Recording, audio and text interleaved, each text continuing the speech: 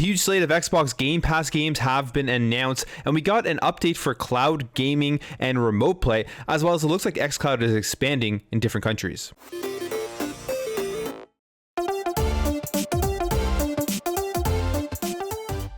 All right, so we got a big list of games that got announced for Xbox Game Pass coming through the rest of September into the first day of October.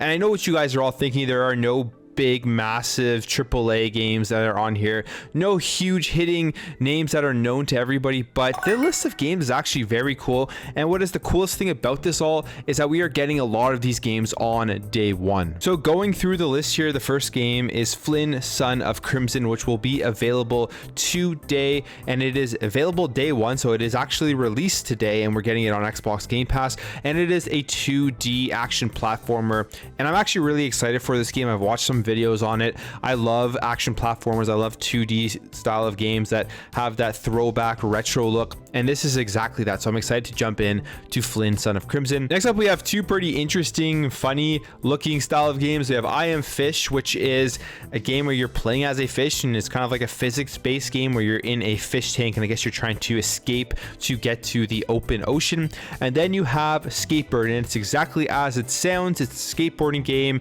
and you are a bird skateboarding. So that actually looks pretty cool. I may actually check out Skatebird just to see how fun it is, how it works, and all that kind of stuff. I've already seen videos of Skatebird before, and I always thought it was kind of funny and interesting looking, but now we get to try it out on day one on Xbox Game Pass. Next up is Superliminal, and this is a first-person puzzler, and I believe this is one of the only ones that isn't a day one game. This is a game that is already out. Origami 2. This game actually looks really awesome. I know a lot of people are fans of the first Origami game, but this is a stealth action game where you're going around trying not to be seen and just taking out your enemies and using different skills in combat to get through. It actually looks really good and is also day one. Definitely a game that I think if you're into those styles of games, I will be worth checking out. And you can play it with friends. You can also play it with co-op. So if you have somebody else on Xbox Live or something you want to play with, you can do that. Lost Words Beyond the Page, and this is another game that's already been out, but it is a narrative adventure style of game. Then we have Sable, and this is available on day one as well with Xbox Game Pass, and it is an indie game.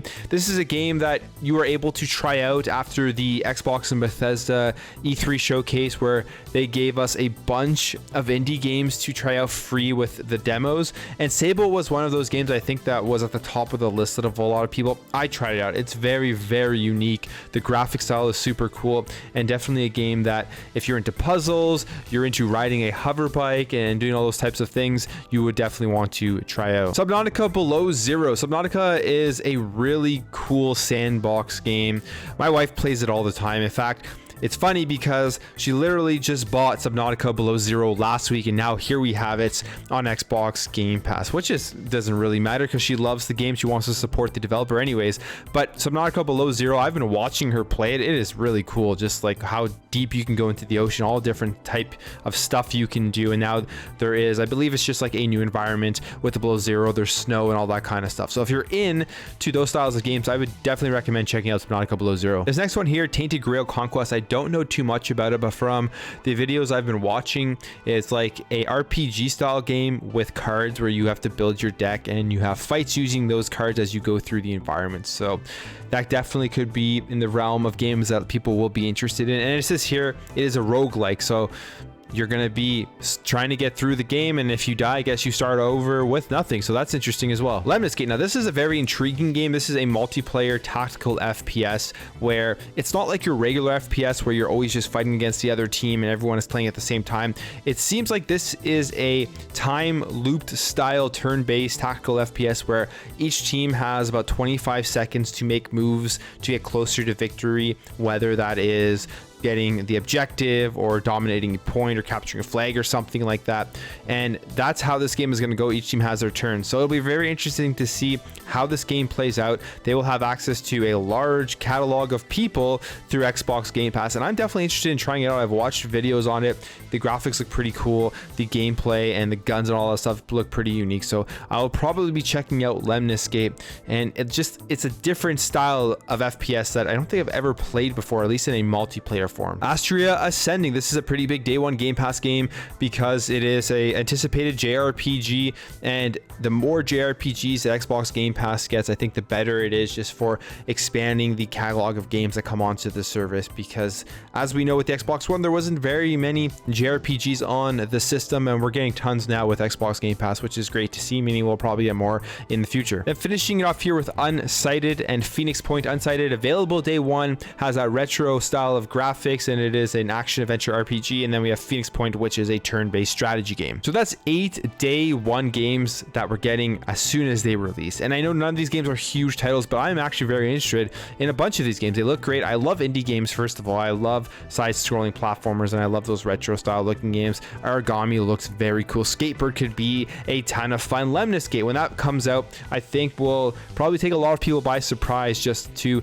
how different of an FPS it is, and if the type of game works out, it could be a lot of fun. But all in all, in my opinion, I think this is actually a great list of games for the end of September going into October. We got a bunch of new Xbox updates when it comes to xCloud as well as remote play. So it is now official that it looks like everybody is going to have access to being able to play xCloud games through their Windows 10 PC Xbox app rather than just through the browser. So it says here, so today we're opening up new possibilities for you to remotely play the console games on your Windows 10 PCs with updates to Xbox app, including support for playing Xbox Game Pass games from the cloud, playing games directly from your console with Xbox Remote Play. So we all know about xCloud and playing through the cloud on your mobile phone and all that kind of stuff, and now able to play it on your PC just through the app just makes things a lot easier rather than having to go through the browser. That's a great addition. But then we also have the remote play stuff, which I believe was available way back on the Xbox One, but it looks like it's available now here with the Xbox Series X and S, where you're just going to be able to use your home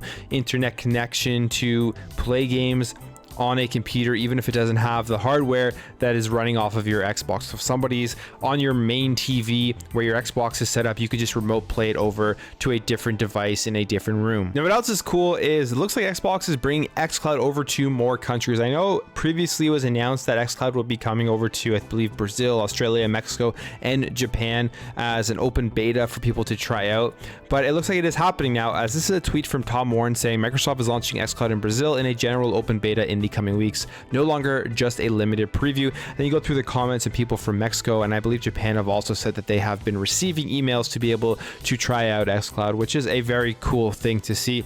Specifically, I mean, it's great that it's getting to more countries, and I would love to see xCloud pretty much everywhere, but specifically I'm very interested in seeing how this works in Japan with more JRPGs coming into Xbox Game Pass. How many people there pick up Xbox Game Pass, sign up, and play games on their phone on the go, because we know they love mobile gaming in Japan. The Nintendo Switch is selling extremely well. It has sold just absolutely insane since its launch. So it'll be great to see how this works, how many people use it, and if this is something that will open up the market for Xbox in other countries more so than just pushing the consoles. But anyways, guys, that's it for me. Let me know what you think about all of this in the comments below. Let me know what you think about these Game Pass games. Which from this list do you want to play? What do you think about xCloud expanding out to more countries? If you enjoyed this video, make sure to hit that thumbs up button. If you're new here, as I see many of you are from my analytics, I'd really appreciate you hitting that subscribe button if you find this video entertaining and informative, just to help this channel grow and help grow this community so we can continue to have great conversations like this in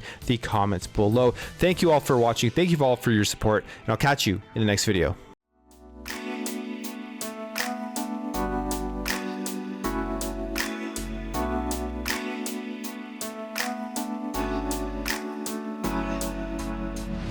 Bye.